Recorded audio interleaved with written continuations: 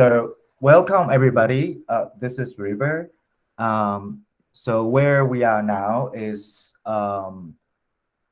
the second event of the Adam Online program, Rehearsing for the Future. And I would like to briefly introduce the context of today's event before welcoming the artists today to introduce their project and research. So Adam, which is abbreviation of Asia Discovers Asia Meeting for Contemporary Performance, is a initiative by the Taipei Performing Arts Center, which is going to open the house next year. Okay, and Adam served as a platform gathering artists, curators, cultural practitioners, researchers, thinkers, da da da, together every year normally on site in Taipei. So this platform has been facilitating and supporting artists and colleagues to work or research together and even invent new ideas or collaborative projects. And since last year, Adam has been presented the programs online, including some online festivals or performance or lectures. And this year, we have expanded the Adam online program in 3 seasons. And so it was in April, August, and now in December, which is the final season of this year. And to close this year, at the same time confronting the ongoing pandemic with its disturbance, transformations of, or reminders to our contemporary art and society. We have initiated and presented Rehearsing for the Future, which is a research sharing project supporting new and work in progress projects by artists from across regions and performative disciplines to work together from far. And today we are very pleased to present the Malay World Project, Roots and Roots. The Malay World Project, Roots and Roots, is the Malay people and is about the Malay peoples and diaspora in and around the Asia Pacific, commencing with a primal question of where do the Malays come from? And this project is a collaboration, a new collaboration between several artists, curators, and researchers. So we have Mohammed Shafri Bari, I'm sorry for my pronunciation. Shai is a creative producer and arts educator based in Singapore and a joint artistic director of Bami Collective. And we also have Ami Fari, choreographer and arts educator based in Singapore, and also the joint artist director of Bami Collective based in Singapore. And additionally, we have Fashali Fazli, who is a director, playwright, researcher, educator based in Malaysia. And also Nazri Bahrari, who is a critic, academic based in Singapore and swing in Seattle. And we also have Byung Ismahasa, who is a curator from Ataya and Kanakanafu Nation based in Taiwan, currently in Pingdong in a church. So you can see there's a Christmas background of the space. And today, especially we have a guest, Love Knows, who is Amis people, currently serve as head of the Cultural and Arts Department at the Indigenous People Cultural Foundation of Taiwan. And after the sharing or during the sharing, Love Knows as the special guest will join the conversation to expand our knowledge and comments and research. Okay, now I'm gonna pass the stage to Shai and the artists to introduce the Malay World Project and their research progress. All right. Thank you very much, River, for the lovely introduction.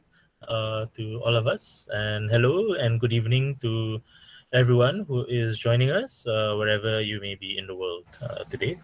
So for this evening, we are going to do a 20-minute sharing thereabouts from a few of us in the team.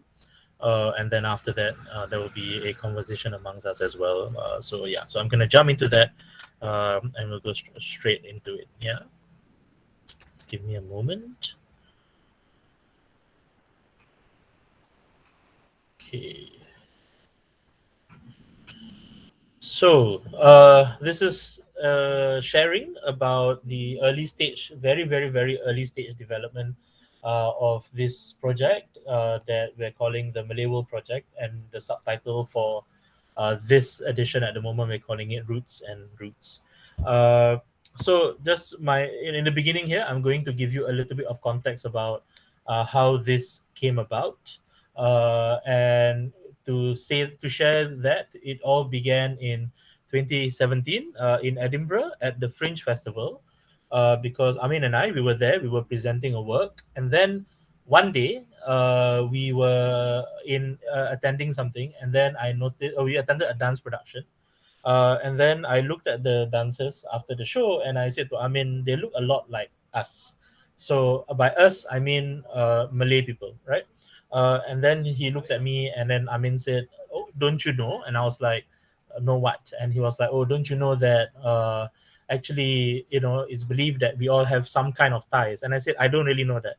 And this evening, as I say that, I'm also showing my ignorance in saying that at that time. And I was like, oh, okay, this is kind of interesting, and I was quite curious to know more. And the name of that company that performed is from Hualien County, and the company is called Kuo Shin Chuang Pangcha Dance Theatre, right? And this photo is taken from the launch of Taiwan season, where the same company did a mass dance with all of the attendees, and that's me, obviously, participating in the dance as well. And I got very intrigued by that, and I was like, oh, okay, and I couldn't let it leave my mind. But it's just part one of the story, of the beginning. Part two is when I made a new friend from New Zealand, and I was sharing about this encounter, and talking about, oh wow, this discovery, and kind of knowing a little bit about briefly about our relationship with the Pacific Islands. And then he said, well, don't you know that the Maori language has some similarities to the Malay language? And then we were talking about, how fish in Malay is ikan, and then in Maori is ika, and then we talk about the number 5 is lima, and then rima, and then someone else said, in some tribes, the word lima is also the same meaning, and I'm just going to show you this image about the Austronesian kind of language family, where, in Taiwan, in Singapore, in New Zealand, the word mata means the same thing, which is I, for example, right? So I think because of that, and this was a few years ago, but it's kind of been stuck with me for some time, that I got very curious, and I couldn't, I got very interested about, what can we do with this? What can we explore, right, with this? And that was kind of how the very initial idea of it was born, which was this question: what will we discover if we put Malay artists from Singapore and Malaysia in the same room as indigenous Taiwanese artists and Maori artists? And this is the starting point, right? It doesn't mean that we won't include the rest of the region, but this is the starting point and how it all began. Yeah. So, but we need to contextualize a lot of things here in these beginnings. So I'm now going to pass the time to Nazri, who will share a little bit, and Amin, who will share a little bit more about the Malay world, and they will kind of define it a little bit more in terms of different perspectives. Yeah. Okay, thanks, Shai. And so I'm an academic, and I do Southeast Asian studies with the Malay world as my area of specialty. And so I'm just going to quickly go through, summarize some of the academic literature of what is considered the Malay world. And I want to clarify the terms that are used. And the first of these is the word, or the phrase, the Malay Archipelago itself. And I'm pretty sure those of us who are in the audience today will be very familiar if you're working on Southeast Asia. So I want to try to be more explicit about its use so that we're all on the same page with regards to the reference point. So by Malay Archipelago, I'm really referring to the red square area in the on screen, which basically encapsulates the modern nation states of Indonesia, Malaysia, Brunei, and Singapore. And you see this in the map on screen. And these areas are basically home to a variety of ethnic communities who take Bahasa as their lingua franca. So even though they might speak other languages such as Javanese, Sundanese, and Iban, for instance, they are still, kind of somewhat belonging to this area that I would like, for me personally, to call it the Bahasa phone, trying to argue for that term, the Bahasa phone. Because as you know, in Taiwan, there has been also the equivalent of the Bahasa phone in of Chinese communities outside of China called Sinophone, right? And so another term that I wanted to bring out is the next slide, which is the term called Nusantara. And so Nusantara is actually an old Javanese term. It's not exactly a Malay term. That means actually outer islands, right? It's actually taken in modern times by Malaysians and Indonesians to basically mean the nations that I've earlier outlined. But its original use is actually rooted in Indonesian imperialism, right? And the term Nusantara is actually traceable to Gajah Mada. Gajah Mada is actually a 14th century prime minister of the Majapahit Empire, which is actually situated on the island of Java. So it was one of the two empires that were either being situated in actually Singapore and then move on to become the Malacca Sultanate. Okay, so just very quickly to go through. So what happened when the term was coined was that the Prime Minister Gajah Mada actually swore an oath, and the oath is called Palapa Oath, or Sumpah Palapa in Malay, basically to steer clear of a food item called palapa in Javanese. And he had used the term Nusantara to refer to the neighboring Malay kingdoms that or Majapahit Empire have not yet conquered, right? And so scholars are very divided. What is the real meaning of the word palapa? Some saying it refers to coconut, which is actually in today's language called kelapa, right? So there's a kind of linguistic kind of similarity to that. But others say that actually palapa is a Javanese term to spices. So for consistency, I think just to think about it, we can think about the term Nusantara and the earlier term Malay Archipelago. And lastly, I want to bring up another term that had only been recently coined, and I think it's the next slide.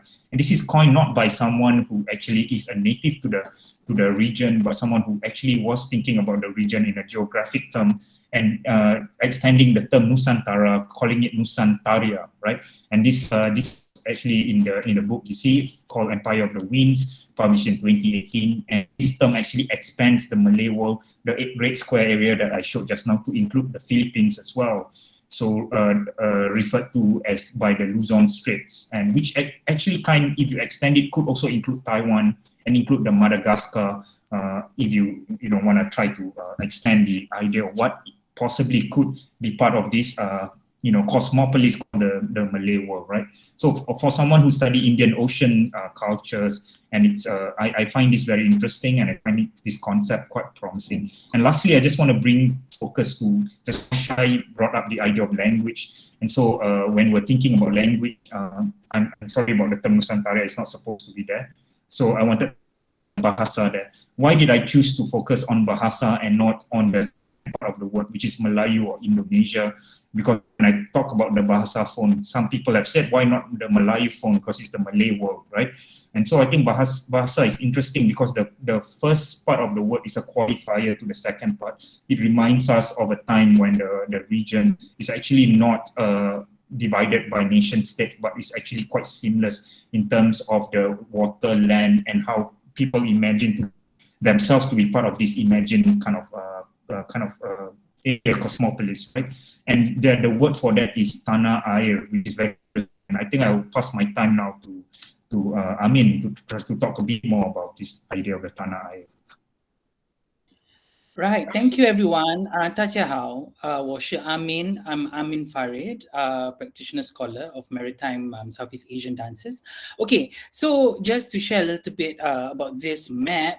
Also, one of the entry points to our conversation was thinking about Austronesia, and Austronesia in this context would also have to mean, we were also looking at some of the theories that was coming, that was already present in academia. And one of it is the Taiwan theory, meaning that the first Austronesian peoples came from Taitung in Taiwan.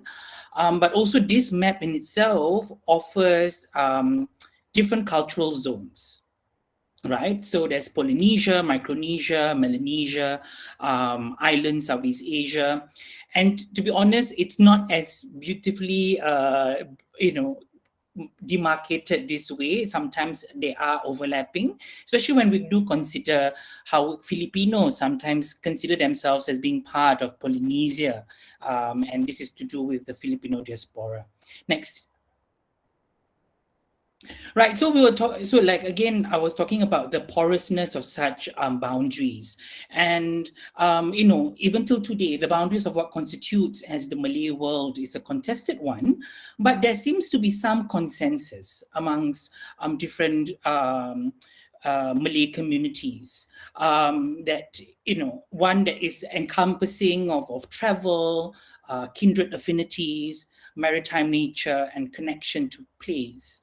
And this, in a way, has helped us negotiate some of these existing notions and boundaries of the Malay world. And as what Nazri has shared, the Malay Archipelago, the Nusantara, Nusantaria, and overlapping cultural spheres and zones, such as, Austronesia, Oceania. And we also acknowledge this Tanah Air as a philosophy, Tanah meaning land, Air meaning water. And, we acknowledge the prominence of the land and sea, maritime characteristics of being island people. And the sea, and in a sense also to acknowledge that the sea also holds more or equal prominence to land. And land has been something that's quite emphasized in Western notions of nationalism. So it's also to say that the sea holds, some knowledge, power, existence within the Malay world. And so this is actually one of the things that we were conversing about in our conversation. Yeah. So I'll just pass it over to Shai now to talk about the project process. Yep. And so basically, I'm going to dive very quickly into what we've been doing and how we've been doing it. So in line with this whole focus of rehearsing for the future, in our case, it's two aspects, right? It's trying to come together and rehearse something, create something at these times. I guess researching something, but also kind of thinking about the future, thinking about where this could go. So initially, we were kind of interested in looking at mapping technology, looking at Google Maps, looking at various map kind of applications, but realized that we were maybe for this research process at this point in time, the amount of time that we had was a little bit too ambitious to kind of go into that. So we kind of changed our focus instead. And I'll share in a bit about what that focus ended up being. But of course, during this process, a lot of it was kind of using digital technology like Zoom and Padlet for us to conduct and exchange amongst each other, especially because we're in different places as well. And this was our kind of very initial meeting with the five of us, just kind of talking about, where can we go with this? Because prior to that, we had never really kind of come together to look at any sort of exploration just yet. So what you're hearing about today is extremely new, extremely kind of us just starting out, exploring this. But of course, with Padlet, using it as a tool kind of to look at, how we can organize a lot of our ideas as well. And I think, when we were looking at, the way that we were kind of looking, how can we work during this process? But we also realized the main thing that, as we were kind of researching, rehearsing, this is all speculative because we don't have specific roles within this as well. We are all just coming together to do a bit of research to see where we can go with it. And to point one, basically, this is to give you a sense about how we organized our kind of research meetings. initially, we were looking at the historical, the personal, the speculative, and that really is us coming together to look at each one bringing to the meeting, to the research meeting, what we discovered that already exists in history, whether it's by literature, whether it's by any sources whatsoever, and then let's see what we can find from there. And then we talked a lot about our personal kind of journeys as well, and the notions of how our ancestors would have traveled and also kind of journeyed and as and Marantau, which Amin will talk about in a bit. And then we also started focusing on the speculative, where we talk about, what if this happened? What if something could have happened in history? Then, what could have come out of that? And I think it was, and to just show you some of the research that came up, one here, we discovered a Learn Maori page that had put together similarities in the Malay language and Amin's language, and the Maori language. We found folk stories like this one, a story in Malaysia about a woman who married 99 men, and then it kind of tied in with another story from Taiwan, a folk tale, for example. And then we also looked at, as we mentioned, as I was saying, about the speculation and speculative. We're thinking about, because our community was very good at boat making, travel around the region and the world. What if we invented steamships instead? What if Malay warrior Hang Tuah had settled in China instead of what we know in our historical sense of that? What if Taiwan was actually part of ASEAN or Southeast Asia instead? Can that be something that we consider, right? For example, these are just some questions that came up. And very quickly, I think we also realized that our desire moving forward is to look at the speculation bit. Can we think of a project or projects that might look at speculation, so that can be something that we can develop? And the format of future presentation is very open at this point in time. It could be an exhibition, a publication, a production, a film, etc., etc., etc., or it could be all of those things combined at the same time, because I think there's a richness to that we are yet to really kind of bring together even. It's important to also say that we are not here to find very specific answers, but mostly to actually draw parallels between our communities around this region to forge stronger, closer connections with each other, hopefully. And then I'll pass the time to the rest of the team, who are going to talk about some of these future contemplations as well. Yeah. So I'm going to very quickly talk about the story aspects of the speculation that we talked about. And so here I want to make a very important kind of point that we've all agreed upon, that when we compare, we don't need to actually compare links, specific links. And I think what's important is we might compare parallels rather than links. So because it's very limiting to think about links, right? And so maybe we can think about parallels.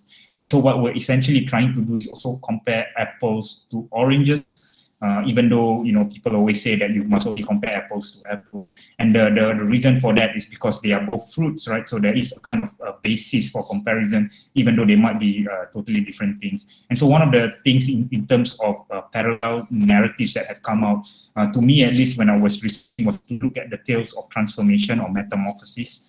And tales of transformation or metamorphosis in terms of folk tales are quite present in Taiwan. And so just to give you an example, in indigenous Taiwan, the Atayal tribe, while researching, I looked at stories of transformation that actually has the moral of mistreatment, or maybe not the moral of mistreatment, but the trope of mistreatment by a parent. And when I see that, I saw that, and this has been done by other people as well. Two stories that jump up: the daughter to pig transformation and the son to a kite transformation, because these two figures were not actually given enough food by their respective parents. And so it's interesting that there is a kind of transformation into animal from there.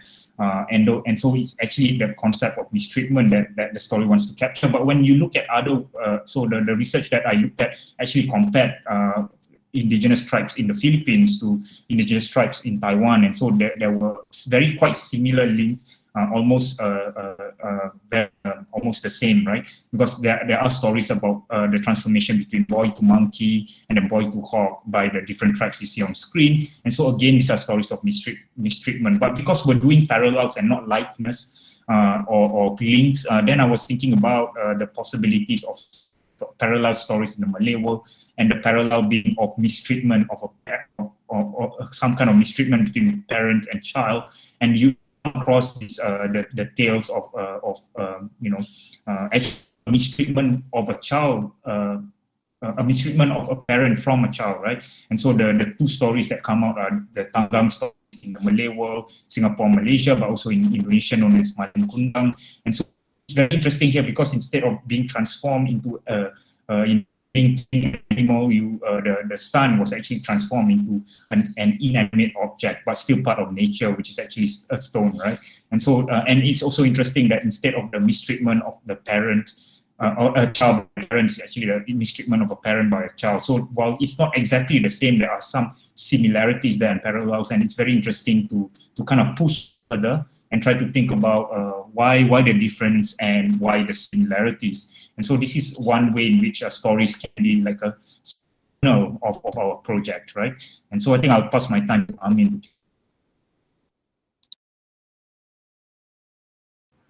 Hi, my name is Fashali. I will present the idea of seasickness.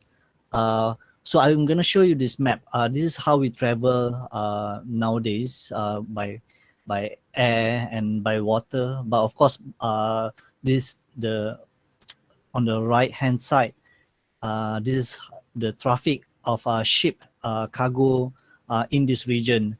But we can see that this is also how maybe the people back in the old days travel and use these routes to travel in this region.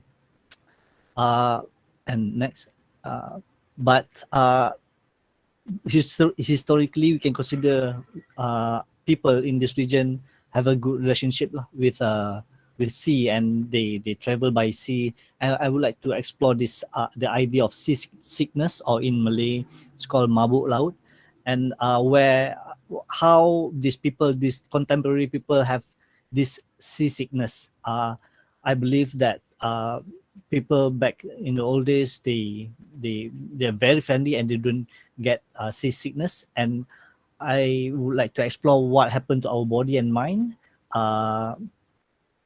and how they get seasickness, and are we are not really friendly anymore with the sea and ocean. And yeah, and because we live in the coastal area, and I want to see how the body react to the motion of the sea and the ocean wave and so on. Okay. Yeah, I'll pass to Amin. Talk about. Thank you. I think that thought about seasickness was also interesting for me in particular because this is when I talk about the merantau, right? Merantau is I would say it's a wandering practice or a migratory practice by a group of people. They are made popular by an ethnic group called the Minangkabau, living in West Sumatra. Okay, West Sumatra is of course now part of Indonesia. But this ethnic group, merantau as a convention or a tradition, is not entirely a Minangkabau practice. It is also a practice by many other ethnic groups within the Malay Archipelago. And but Minangkabau in particular, they would want their young men to actually wander out of their alam Minangkabau, or the homeland of the Minangkabau, to go to frontier territories. So frontier territories would mean territories outside of West Sumatra, to seek knowledge, experience, and also financial gains, right? But this is actually something that a lot of ethnic groups within the Malay world do practice. And having to think about that, and seasickness was also something very interesting because a lot of mode of travel was by sea, and if seasickness was never part of the experience, how would it be today for people like us living and always traveling by air, right? So maybe that's just in relation to what Fashali was saying. Also at the same time, I'm also thinking about modern travel. I'm talking about migration, modern migration, and to speculate a future of Merantau through digital avataric means, right? So this would mean, how do we Merantau via the online realm, and learning via our own explorations via the internet, etc. Or maybe thinking about the transmigratory practice today in Southeast Asia. In particular, this is also to do with my own experience living as a Singaporean, and acknowledging that the Malay world today, a lot of people from the Malay world today are also coming to Singapore to seek employment, to work within the nation state, and this is also happening, crisscrossing in a lot of modern nation states of Southeast Asia. And also, maybe this is also helping us to think about some of these discriminatory practices of citizenship and ethnicity, thinking about what constitutes as being Malay today in the Malay world, and also, especially when there are contestations between being Malay Singaporean, Malay Malaysian, and how Indonesians don't really see themselves as being part of, they do see themselves as being part of the Malay world, but they don't regard the ethnicity as Malay as a bigger racial group or an ethnic group, but just one small ethnic group within Indonesia. And also some of the other conversations we had was also having to think about, what if the sea is land and land is sea? We were thinking about that because, I think there are a lot of conversations today in Singapore in particular about the orang laut or the sea nomads. And of course, there are many sea nomadic groups living elsewhere in the Malay world. You have the Bajau, the Sama di Laut, living in Borneo, northern Borneo, close to the islands of Tawi-Tawi in the Philippines, and other sea nomadic groups in Riau as well. So we're also thinking about the sea as land, and what would that constitute? Also at the same time thinking of, what if all of us were part of one large continent? What would that be, and how, what does that mean as well? So just throwing that in. I will talk about the representation of majority minority. So basically, I'm from Malaysia, and as we know, Malaysia, Brunei, and Indonesia are the country that have Malay as a majority, majority of the population, instead of Indonesia, which is they don't said they don't declare themselves Malay. Is not it is the bigger race, so they have a smaller ethnic, and they call themselves Indonesian. Instead of Malaysia, we have Malay, Chinese, and Indian, and also Brunei, similar to Malaysia and also Singapore. But of course, in our research, we talk about the Malay, the Malay world, and how we Malay operates, and we also discuss about how Malay operates in Malaysia and Singapore, and how are we different from each other. But of course, the Malay that we discuss here is not the Malay that institutionalized by certain country, like from of course, I'm the represent from Malaysia, and as a majority, the Malay the idea of Malay that I bring is not institutionalized by the constitution and also the national cultural policy in Malaysia. And also, we do in our research, we do not try to look or maybe dictate the Malay world from the nationalism perspective and their political agenda. When we talk about political identity, we don't bring that to the table, to our process, to our research, because we don't want to be influenced by the propaganda or maybe the national agenda of each country. And yeah, I think that's it. Shai, yeah. Yep, and finally, in closing, just to kind of very quickly share about some thoughts about looking forward, into the future. This, as in this short sharing alone, some of the research and discoveries that we are sharing, this will have to be a long-term project. This will be something that will take a lot of time, and that's why different iterations might occur and appear. And what's important is for us to actually be able to do on-site visits in the different countries around the region, for us to interact and exchange with different communities as well. And I guess this is also an attempt to open up further discourse about complexities of indigeneity, even just in the sharing of this idea that within, let's say, Singapore and Malaysia alone, our like Fashali was saying that more than 70% of Malaysia you find Malay people, right, being the majority, but in Singapore it's much smaller. It's between 14 to 15%, and we're recognized as indigenous, but then at the same time we're not quite really indigenous as well. So what does that kind of mean? And also because I think there's a larger kind of First Nations conversation that's going on around the world, and we're not really involved in that discourse. But it's not to say that we must or need to be involved in that discourse. But what exists then now in our bringing up of something like this is the idea of a gray space or gray areas, whereby what do you do then, with communities like ours, right, where we engage in this kind of complexities and navigate, questions of indigeneity. But I think moving forward, we're also interested in building stronger interest from potential collaborators and partners. The biggest question is, how do you involve, or how do we involve and interest people to contemplate being a part of this discussion about the Malay world, to see that the Malay world isn't just the Malay Archipelago as we know it, but it extends all the way up to Taiwan and all the way down to New Zealand, even to the other end, which is Madagascar as well, possibly.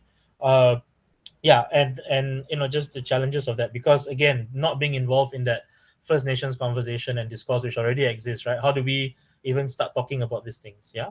And of course, at the moment we're just looking at the 4 countries, and there is a lot of room, a lot of space for us to also consider expanding beyond the currently identified countries, because then there's a world of richness over there to even further explore.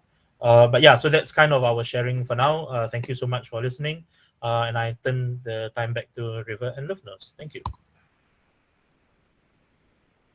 Thank you.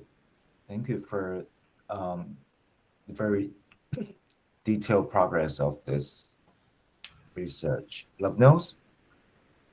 Yes. Would you like to? Yes, please. Yes. It is the first time I heard about Malay world, Nusantara.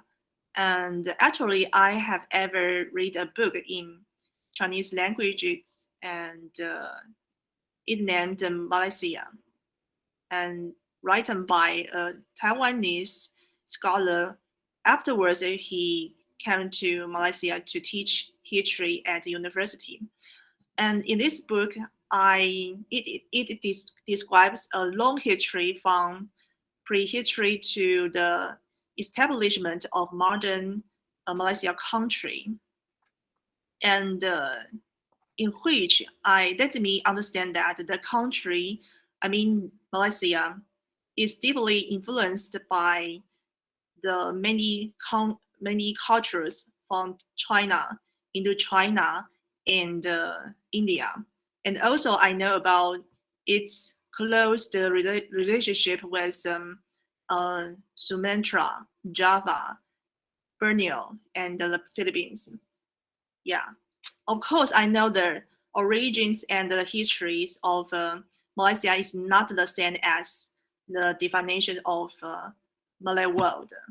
But I want to say why I have to read this material, this information. That's because my job. Because in recent years, I have been in touch with more and more Malaysia or Southeastern Asia people to visit our foundation, to see our TV station, our radio information, the studio, and also we have we also have some cultural activity between us. For example, my colleagues have been to, the cultural village named Mamari Cultural Village. Yeah, and after then, so I have a rough idea of the culture, the indigenous culture of Southeast Asia is similar to Taiwanese indigenous people. Yeah. Even so, we have much more chance to be in touch with Southeastern Asia people. However, in the past, we often be in touch with some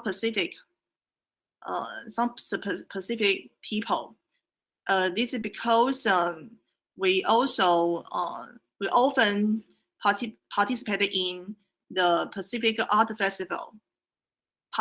Yeah, and also the Taiwan government's international exchange policy. So we usually contact with the some Pacific indigenous people instead of Malay world.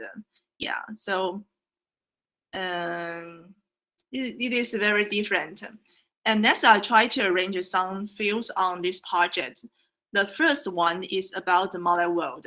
I know that is the term that has been defined. It also incorporates beliefs about the history and the cultures with a sense of identity and the subjectivity of Malay racial category. Yeah, and talk about in terms of national history, I think Malay world is not a main character. It's not a protagonist to be narrated in the history, but it is an important characters in the cultural realm. So I think perhaps the purpose of this creation, this project, is not only to serve the value of subjectivity, but also to expand and extend the values of subjectivity, and renew or contract a field of Malay world belonging to the new generation. You are, I think, yeah. I agreed with the methods you use. Actually, Shai, you mentioned about looking to the future. I totally agreed.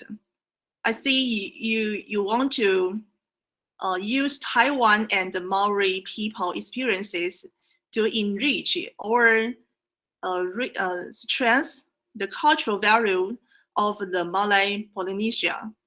And for example, in Taiwan indigenous experiences, I want to tell you, Taiwan indigenous always play the role of a character, the others in Taiwan's history.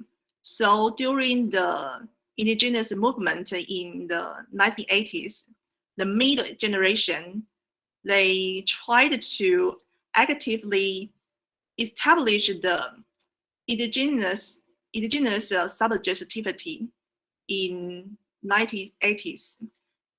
But the value they passed on has lasted nearly 40 years.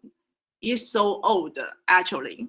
And now in my generation, I think it can no longer serve the indigenous society because we have to face a very different society gradually. And for example, in our central government, it has an indigenous administrative institution. We call it Council of Indigenous People. Okay, you can call it COIP simply. And I reckon it has no ability to unify all indigenous affairs, especially in the art field. So I think we have to establish the new subjectivity for indigenous arts. So this is our experience. And the second, I think, is about the roots. And I know the Malay world is an equatorial area with diverse countries integrating foreign cultures. It also affects other countries such as Sri Lanka. Yeah, and I think in the perspective of kinship, Taiwan often plays the role of mother for the South Pacific nations. However, for Malay world, Taiwan is just one of these various mixed contexts. Yeah, and I saw a very interesting reference in the Neolithic period of Malay Peninsula, around maybe 7 or 8,000 years ago, which is also the time when the Manza tribe, my tribe, tried to move from Taiwan to the South Pacific, and also throughout your area. I mean Malay world, and so when Amis tribe from Taiwan arrived in the Malay Peninsula, gradually forming the Malay Polynesian people. That's very interesting. Yeah. So within this mass history, I feel the sense of comprehension is huge, and the complex epic, and I can imagine the epic voices. Maybe we can see your projects miss this kind of voices, mix of voices. But it's between the islands. Maybe it is about the language, Indonesians or totemism, I think. Actually, last time I tell about the genetic research. Yeah. In the past, the anthropologist and or some psychologists, usually they use the kind of the research about the distribution era of poetry, jade, paper, mulberry, and the language. And recently they use genetic research, but it becomes more and more complex. Yeah, but I think that it is, however, I think genetics or archaeologists, all of them are scholar business. It's not our business. Yes, for us, we think that we can use our experience to understand the similarities between us or other group, our racial group, such as we meet in the traveling or some art festival. So I think it's a kind of indigeneity practice. Yeah. And then I think speaking to the perspective of history, you tell about the roots. There are more and more we often use postmodernism methods being used in history study, such as feminist, post-colonialism, or sociologies, and so on. And often we use the traveling experiences. Yeah, so I think it's very interesting for you to use the two methods of roots and the root to extend or expand the spiritual contractions of Malay world, I think.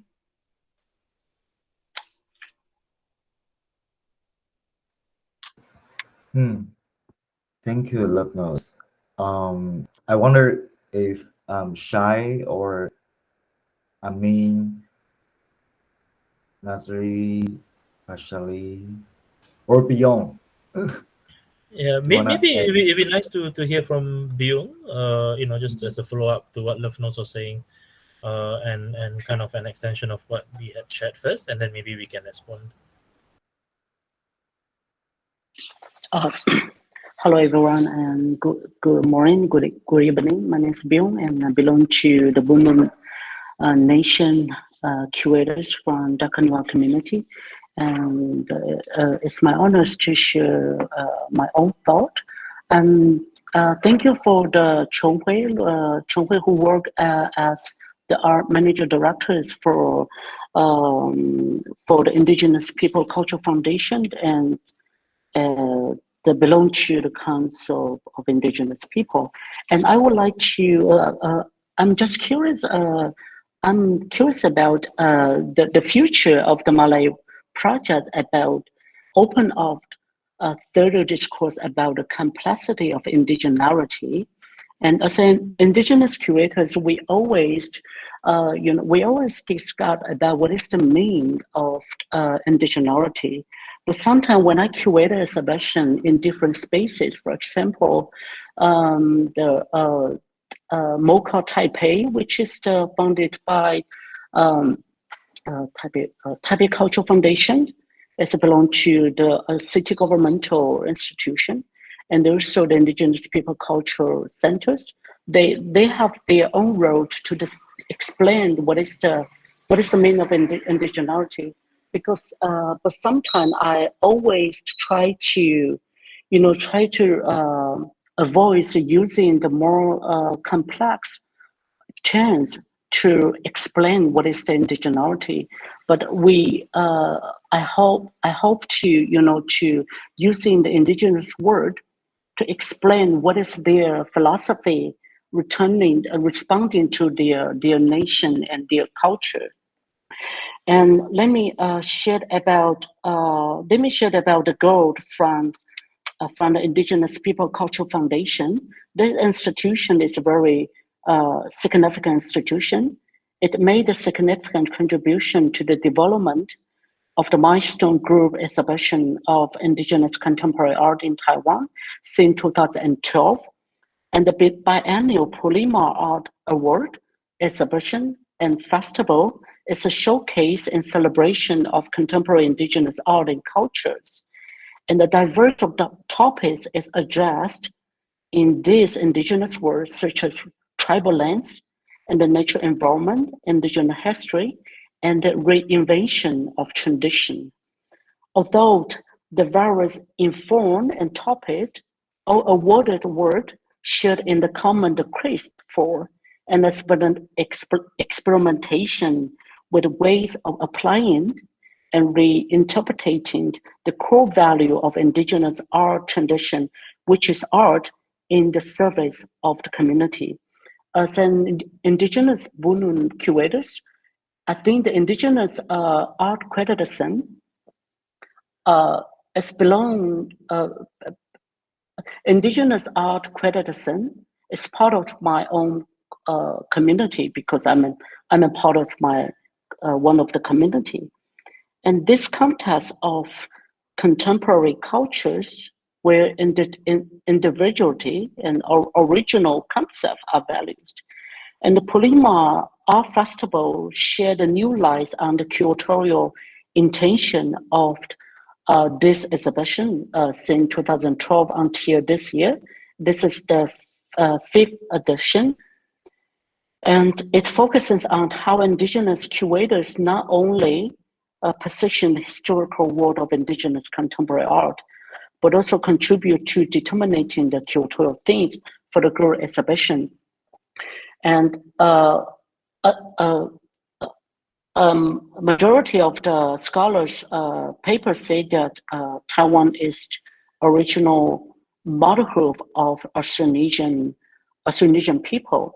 And we are thinking about, we are not many opportunity to collaborate with Malay people. As I know that I was invited to present at as a one-day exhibition in Laos. And can I share that? This exhibition called Evaluation Laos in 2018.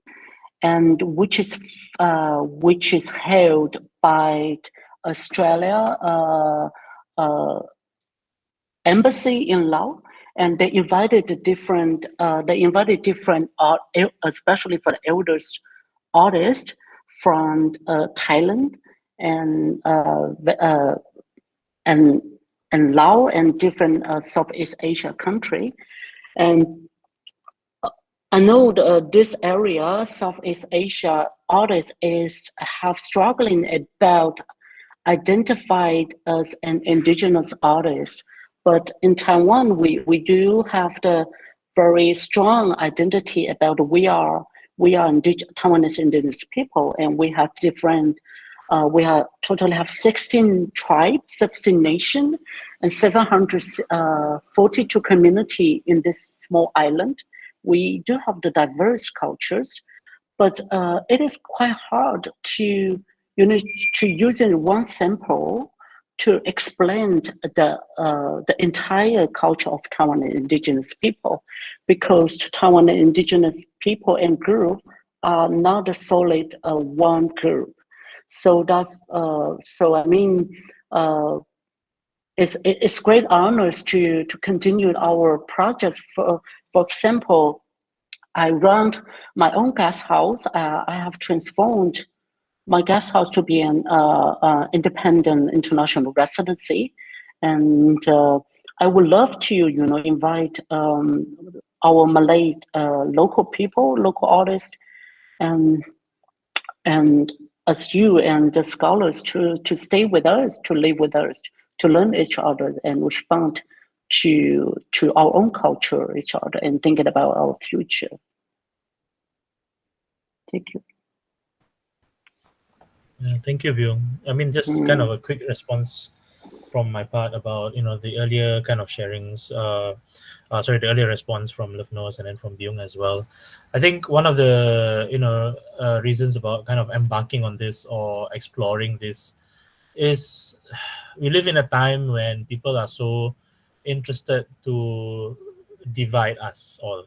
There's a lot of division in the world, and a lot of the starting points about what we want to explore, it almost feels like there's a lot that history can tell us, but it feels that sometimes a lot of the history is lost and drowned in our waters around us, and only discovering it in this way is then when it's our generation who want to kind of find these connections, and forge these stronger connections, and seeing how we can actually feel a lot kind of more connected with each other and within the region, instead of always kind of looking west. Is a lot more important for us to be looking a lot more closely, to where we are and what's around us. And I think I in the last few years there's a lot of discoveries that I've been making through friends here as well, working together, that it's really makes me wonder how come the generations before us, and I mean maybe our parents, grandparents, don't know a lot of these things as well, and we maybe I can't say for the rest of my team, but at least for me, it's this interest to kind of maybe this is something that is worth exploring, kind of moving forward. So that's a quick kind of response for me. But anyone else on the team? Yeah, I wanted to respond a little bit to what Livnos said, to be new subjectivities and the speculative that we want to develop. And that's really interesting because we are assuming that in the future things can change. The idea of new and the notion of future means that is not yet. But I actually, through the study of narratives of the past, I think this idea of the speculative has always been around, at least in the narratives of the Malay world that I've encountered. So one example would be the figure of this hero called Hang Tuah. He's actually a very famous figure in the Malay world, thought sometimes to be the epitome of the Malay warrior and stuff like that. And interestingly, in the classical story, which is about his life, the chronicle of his life called Hikayat Hang Tuah, is very interesting because he actually in one lifetime changes his kind of ethnicity, both into different kinds of indigeneity. So he was before thought to be an Orang Laut, which Amin talked about earlier, which is actually the people of the sea who are indigenous to the sea. And then later on in his life, he midway through he became like a Malay person, and then later on, his later part of his life became an Orang Asli. He went to into the forest. So he came from the sea, stayed in the coastal area and then went into the forest to retire. So in one lifetime, there is a kind of a change or metamorphosis that happens to him, right? A tales of metamorphosis that I brought up earlier. And this is really interesting because the speculative is not tied to the notion of the not yet, but it's the idea of, or even tied to the notion of time, but it's a kind of something that is ever present. And I think I remember while we were talking about how do we use the idea of merantau as method and how the form and the content of a future project come about. We were thinking about a kind of traveling exhibition that goes from place to place, that takes the character of that place, but then still has a kind of like, you know, a kind of kernel still intact. So for example, if we have a kind of you know, traveling exhibition or merantau exhibition in Taiwan, it would probably be more heavily weighted to the indigenous people of Taiwan with the interest of how it compares to the other parts. And then when it travels to Malaysia, then it may take that come into the foreground, but still, you know, different elements come to the front and different elements go to the back as it travels around, which reminds me of how stories travel, but also how you know, identities can actually change within a lifetime. Thanks.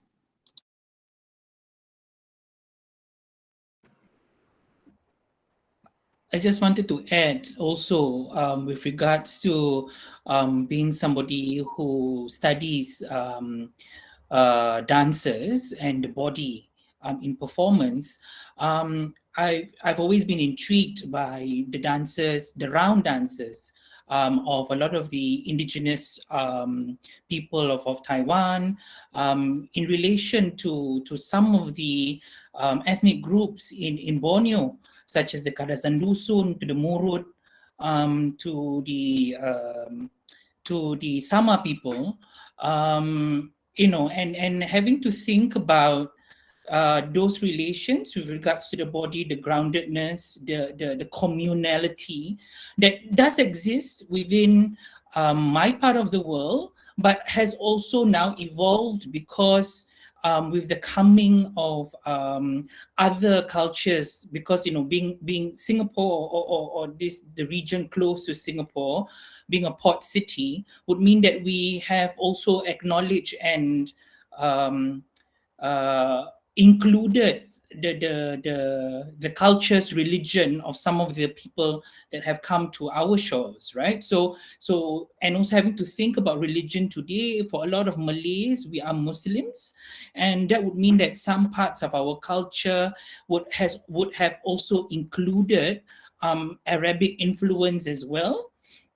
And that also that's also interesting, but also at the same time has also limited us even more, because then we will only recognize people who are affiliated with the religion. So maybe that could also be a reason why the conversations with Taiwan or with the Maoris hasn't been quite established, especially because of our affiliation to our subscription to Islam.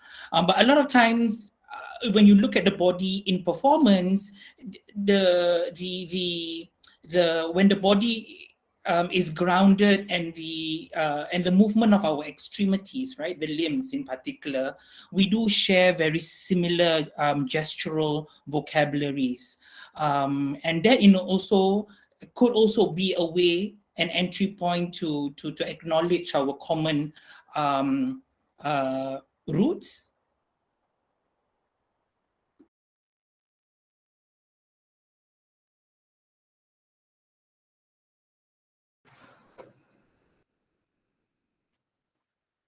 Yeah, during the speculative progress, I was I kind of found it's been interesting in terms of the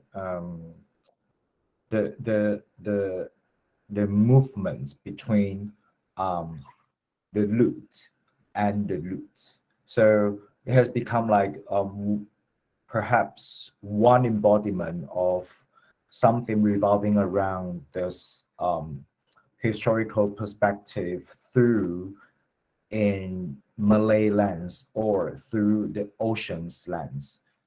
And at the same time, I wonder during this speculative progress, like what kind of challenge that you perhaps would be very interested to bother yourself? Like, I mean, for example, if now we are re-understanding and rethinking all these geographic politics through Malay lens, then what kind of Google map or what kind of world map it would be reconstructed and how it would be looking like? And for example, when Fashali was presenting this kind of speculative questioning about reversing the continent's position and territories, where the land would be the water, no, the land would be, the water, and the ocean would be the land. And what, in this way, like what kind of territories we will be reimagining to live in or to travel with. And I think this by thinking about that, this speculation has created a movement or a choreography to travel thoughts. Yeah. So I also wanted to learn more from your research progress, that what kind of speculative journey while reflecting onto this geographical politics. Yeah, maybe I'll go first. I think one of my kind of curiosities so far, even in our research, has been about language, which I think is one of my early kind of entry points into this as well. When we talk about that image, right? If that continent, what if this is that continent? And this is kind of like a continent that looks at the diaspora, but also the idea of these are the Austronesian language family kind of continent. What if we form a continent?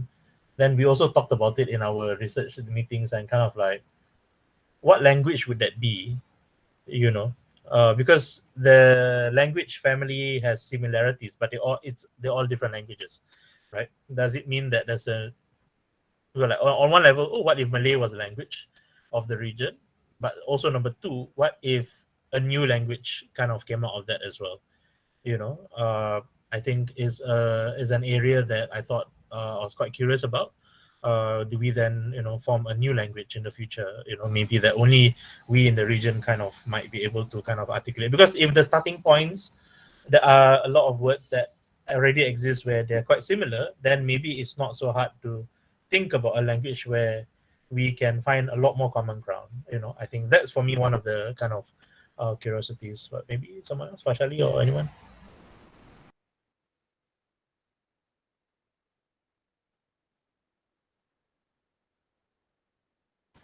Or maybe Fashali missed that because he went to the toilet very quickly. Maybe Amin or Nazri first.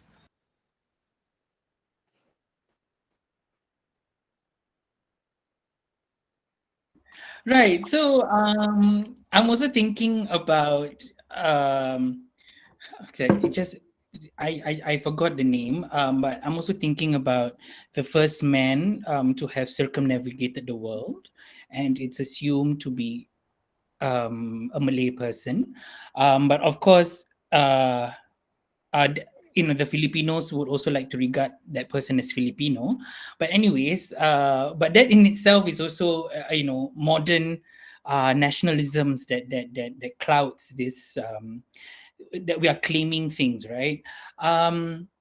Anyway, so I'm also thinking about the sea as something, or our harnessing of the sea to be something that is already part of our DNA. I'm trying not to use the word DNA. I'm also trying not to, and also because we were talking about genes. I'm also in our conversations that we've had, we've also talked about the dangers of having to talk about things in a very too scientific in a manner because of very Darwinian understandings, which we are trying to not conform to, because we it's 2021, and we've also acknowledged that there are many other ways of acknowledging kindred and parallels.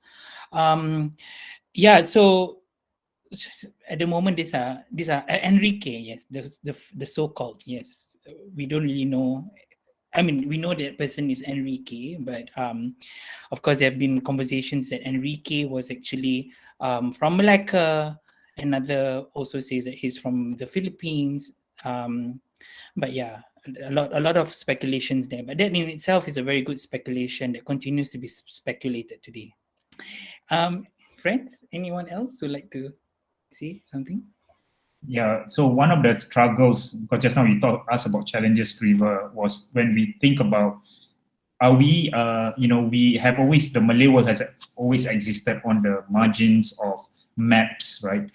Even in Southeast Asia, it's one part of Southeast Asia, not totally, Southeast Asia is not a continent, it's a kind of imaginary, cultural, etc., etc. But we've also thought about, like, by centering the Malay world, so we have been thinking about power dynamics a little bit. So one, we were troubled by that.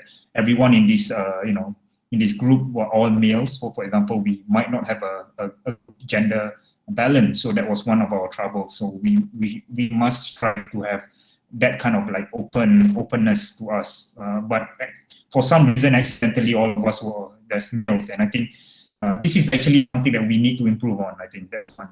The other thing is that by moving a marginal element into the center, we are definitely challenging power dynamics, but at the same time, are we re-establishing a new power dynamics? So we were thinking about that. So we were thinking, is that going to be some trouble trying to reach out to people who exist on the margins of how we imagine the Malay world? So Taiwan, Sri Lanka, like the Maoris and stuff like that. We are not part of that conversation right now. Just now we talked about, Amin said, maybe because of our affinity to Islam, and so we see ourselves as part of the Islamic world. But actually, if you look at the studies of the Islamic world, Malay world is also marginal to that. So that's very interesting. So there's always these margins that are forming, and then now we're going to put ourselves in the center. But then what does that mean? Knowing that we're at the margin. So this was another struggle that we were thinking of. We don't have the answer to that yet. It's just something that we, are struggling. I feel resonated with this dilemma between, the approach of decentralization. Like when you are, because for example, shifting the historical perspectives from continents or lands to the ocean, this is, or for example, one way of reimagining the historical configuration of territories of whatever. And at the same time, that while seeking the journey or roots of the Malay world, it's also like very hard to avoid like this trap of I wanna decentralize something, but however I'm still seeking somewhere to be centered in order to see and view things. And yeah, and I also feel perhaps this also often happen in the Taiwan's contemporary art sphere related to the indigenous practice, or under the institutional frameworks, how those indigenous cultures and languages would be framed or reframed. Yeah. Yeah, maybe Love Notes, do you want to add something? For example, while presenting Prima Festival, do you have like similar struggle? Last time I talked about our missions of Prima Art Festival. In the past few years, we have more much chances to engage with Maori people, Australia people, instead of Malay world. Yeah, so that's because we usually think about the Austronesia people is from the South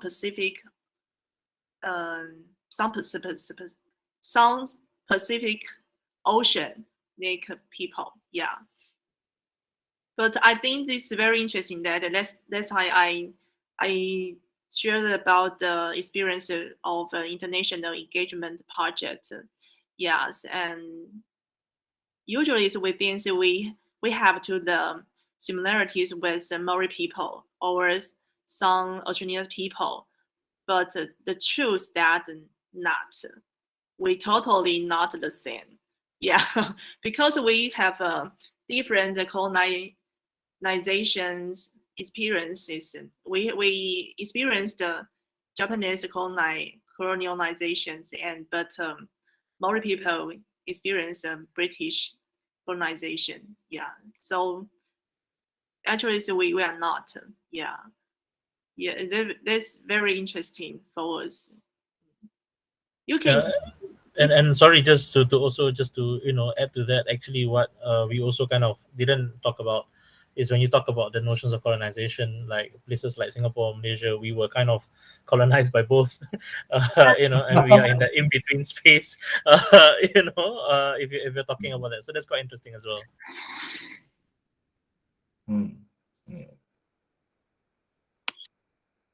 Yeah. Yes. I wonder if do we have any questions or comments or thoughts from the audience members? If some of you have questions, you are very welcome to leave words in the chat box or turn on your microphone to speak to us. All right. Maybe. Oh yes, we have please. a question. Yes. Benisa. Hello. Sorry, we cannot hear you.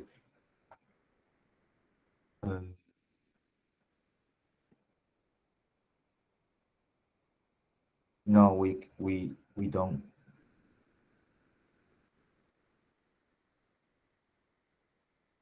Okay, by typing. Thank you. I'm sorry for the tech trouble.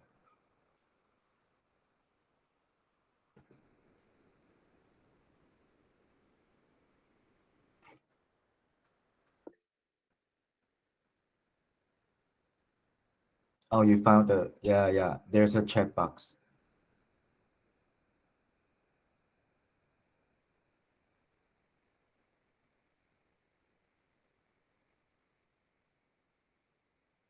Thanks for sharing all this. It's very exciting for me.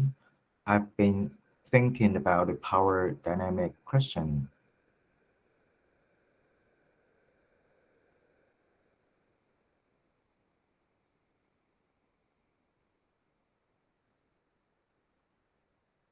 And in what I've been working on, thinking about power as transformative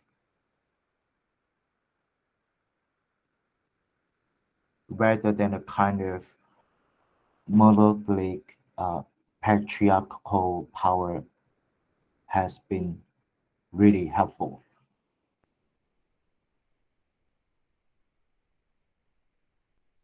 Because what you are talking about is the power of the principles, I think, of indigenous cultures.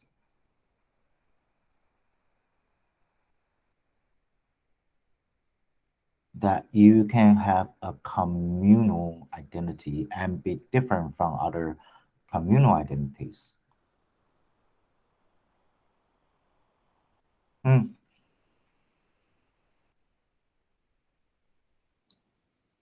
Thank you, Bernice. Yeah. So if I can just quickly respond, is whether Bernice has finished typing, I think. I guess. Yeah.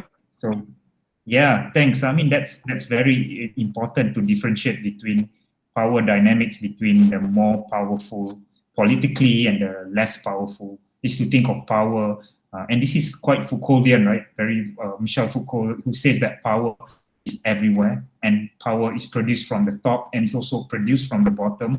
And in that essence of producing powers, it's actually a fact of everyday life, right? That power is there. And so I'm just thinking about that when you're talking about this, and this idea that when we think about power, sometimes we think about political might, but actually power when produced from the bottom as well can be transformative, like Bernice said. And so I think that notion of recognizing that is life and that it can operate in a more positive way is quite important, I think. So I think, yeah, and not the kernel, but the essence of indigenous identity is to recognize that the identity has power, and not power in the sense of trying to suppress others, but power in the sense of giving voice to oneself, to try to have carve a place in the world and say that these two matters, right? And I think that's a very important kind of equation in the whole thing. Yeah, so I think that's really an important point to raise about the very idea and the theory of power that we are operating under, and not to be simplistic about it. So thanks, Bernice. Yeah. Also, thank you, Nasri's add-on. It's also really helpful, right? Right, the patriarchal power over, and yes. Okay, well, even though we are actually a little bit over time, but I wonder, do you have any other questions or comments from the audience?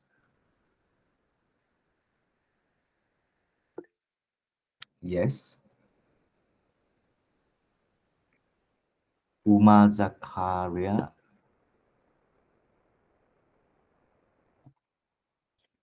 Oh my God, I'm getting so old. I need to watch. I read for you. Oh, okay. He says, hello, I have a similar thought in that vein. This is a very resonant conversation for me as a Malay person, originally from Aotearoa, New Zealand. The concepts around indigeneity that I have internalized from Maori culture both enrich and challenge the way I am able to see myself as a Malay person. Oh, sorry for typing very much. It's okay. After many years living in New Zealand, visiting Singapore and interacting with Malay people there taught me to be careful not to impose those views I hold about my or our indigeneity as Singaporean Malays on other Malay people I meet, and even to be careful not to presume that we perceive our sameness in the same way. Thank you, Omar.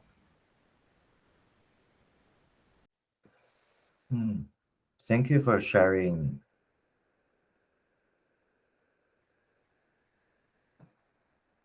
Do perhaps any of you want to add something? Yeah, maybe I can add. I think during our conversation, in the early conversation also, we also acknowledge that all of us here did have an opportunity to travel overseas and live outside of our country for several years, and also experience this. And of course, me myself, I talk about myself. Living in Malaysia as a majority and have an experience to live outside as a minority, it's giving me, I think, the same what Umar Zakaria here mentioned and share. Not to look, not to impose the idea of Malay to the other Malay, and also that is, I think, the most valuable thing that we share and talk in our discussion, and it also contribute to the way we think about this project as well, not to impose to the previous ideas of Malay that we know, and I think being speculative about the future, about our history also means a lot to us, and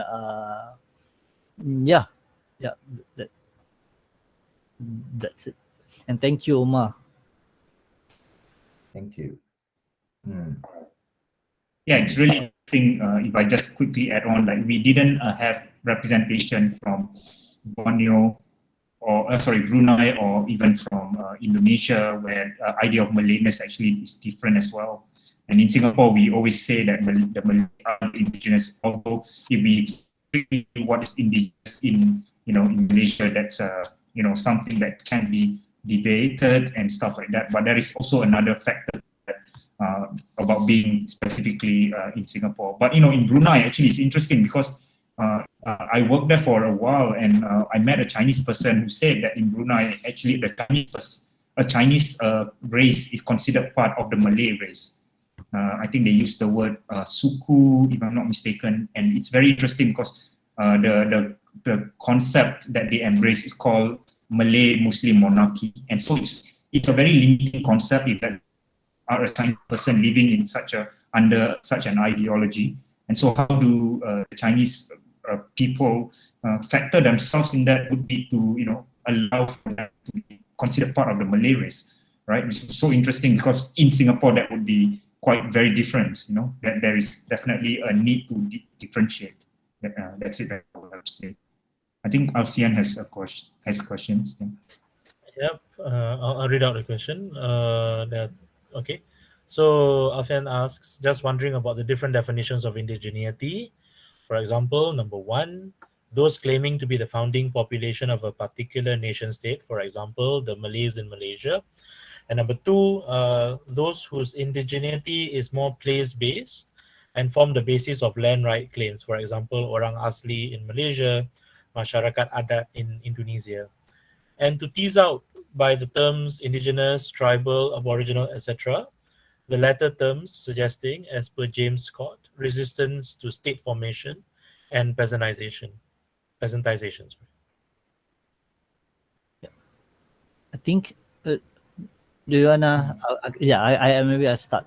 We also discuss about the terms of Malay in Malaysia, which I think we have bigger terms that include Malay, which is Bumi Putra, son of the soil, which is the origin.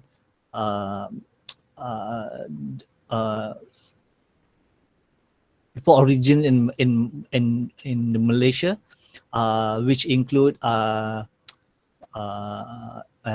Aboriginal from Borneo, and also from the people that live in the forest, which Orang Asli, and also, but we also in Malaysia the term Malay is more considered to people that live in the coastal area instead of deep in the forest. So I think we talk about that, but the idea of Malay in Malaysia is also being contested within Malaysia, and to define whether who is the origin, the people of the original people of Malaysia, with whether the Aboriginal or the Malay people. So we talk, we acknowledge about that, but we are not. I'm not trying to dictate that we are all Malay people, but I'm just acknowledging that, and we do not, like I said, we do not use the term or the Malay term that in the constitution, in Malay constitution, because we do not want to be politicized in our research. Yeah, and I think, as Shali is sharing that, we also kind of shared from the Singapore perspective as well, right?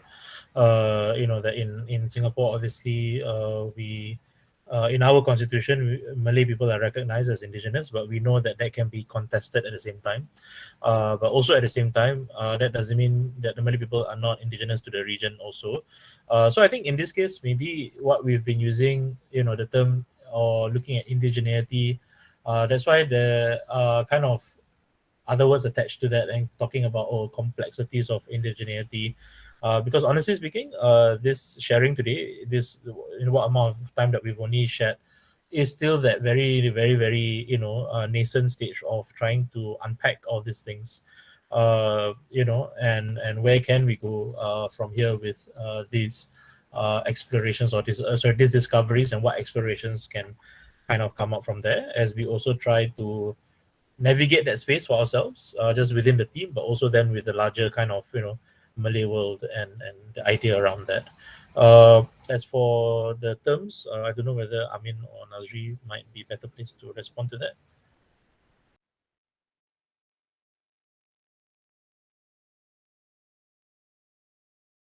Nazreen, would you like to chime in?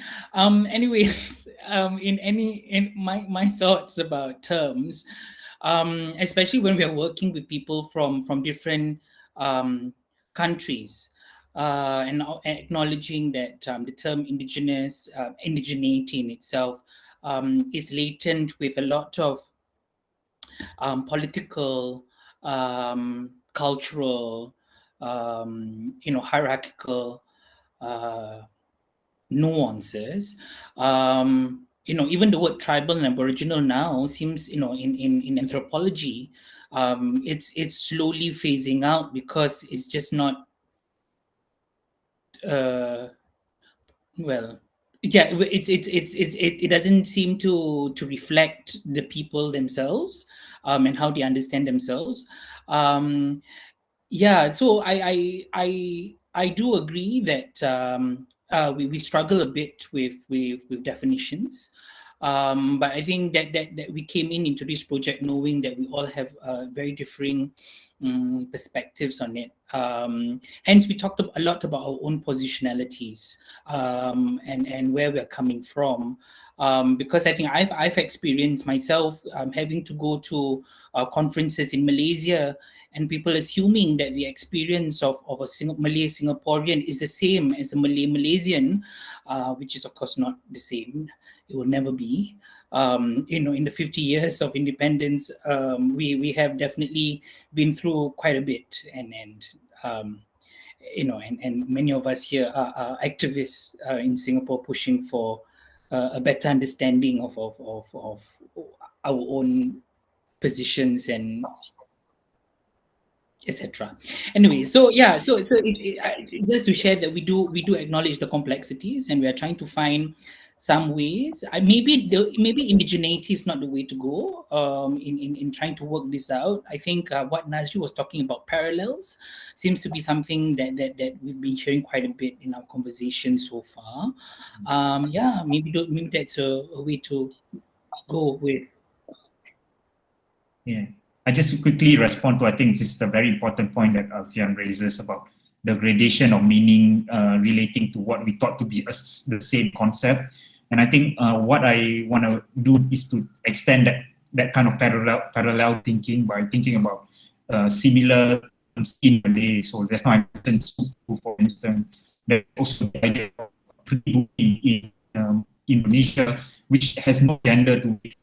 This no like Fasali talked about in Malaysia of Bumi Putra, which has a gender to it, because you could also say Bumi Putri, right? But then we don't really say that, so there's already a gendered element to that in Malaysia. So and in Singapore, I don't know what I don't know what native or I don't know. So that kind of gradation from of meaning in also within the Malay should be interesting to kind of suss out as an expansion of what Alfian said. But I think that's really very important to recognize, and while we are recognizing the complexity of identity, we don't want to construct simplistic categories as well. So actually, for me, I think definition is one of the ways in which we need to kind of unpack, and maybe this could be one of the starts of the conversation of the different parallel kind of narratives or terms or meanings or worldviews, that we can use. Yeah.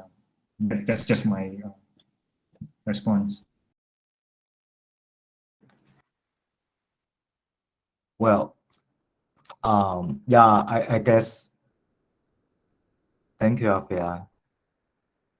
Yeah, I guess if this question is proposed to Taiwanese context, that is also very complicated in terms of how you define those idea of being original and aboriginal, and being tribal and its opposites. Yeah.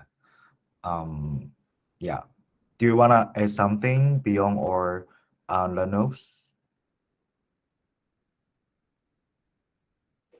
I want to respond to the Amin where you say that it's quite struggling about defining the complexity of indigeneity.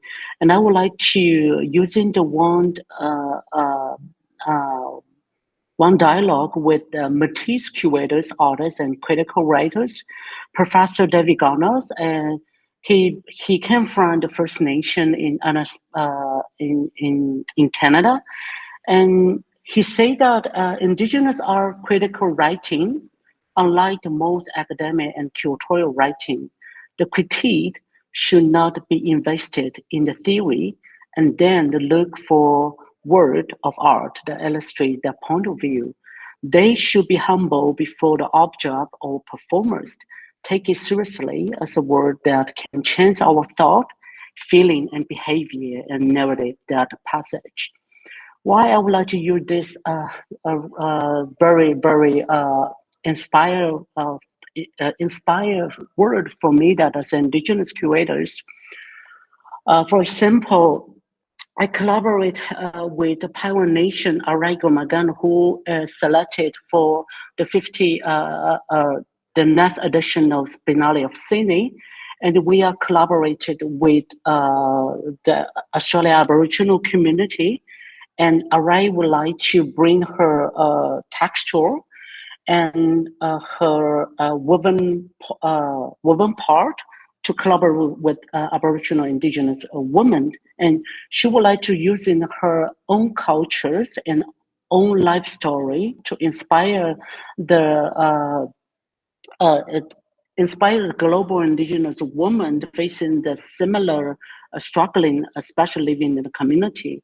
So I think for my own perspective, that I think defining the indigeneity is not very, very significant. We need to think about how we play the role of Indigenous writers, performers, or curators to think about we can take it seriously as a word that can change our thought, feeling, and behavior, and narrative that passage. I think this is my own response to Amin. I know, Amin, I was invited you to my exhibition in Taoyuan, and it's great honor. You using your performance, your utterance, your gestures, bodily gestures responded to the Basulan Luluan. It's belong to the Lukai Nation installation. And can you share more about the feeling about that? Well, briefly, the experience was definitely very interesting because that installation was a wooden installation. I mean, it's made from wood, and it had a very a significant resonance within me to move with it, because it was still, but the branching out, or the installation had some branch-like things, which also allowed me to use my body to respond to it, and I had a very strong resonance, very strong relation to the work. So it felt very natural for me to move with it somehow. Yeah. I found the video. There you go, the video.